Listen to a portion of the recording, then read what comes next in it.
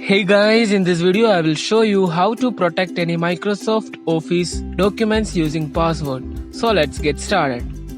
We all do have some important documents which we want to prevent others from accessing. So the best way is to put a password on it. So to put a password on any MS Office documents like Excel, PowerPoint, Access or Word, first of all open the document. Then from the menu bar go to File. Then go to Save As option, then select the location where you want to save the file, or you can directly press F12, then the Save As dialog box will appear. Now beside the Save button there is a Tools option, click on that option. Now click on General Options. Now the first one is to set a password to open the document.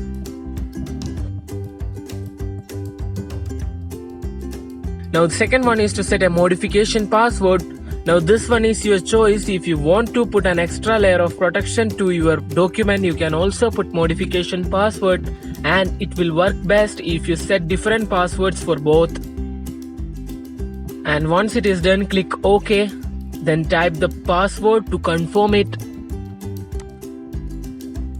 And always select a password which you can remember easily and it's difficult for others to guess, because once you forget the password, the document cannot be retrieved. So keep this in mind.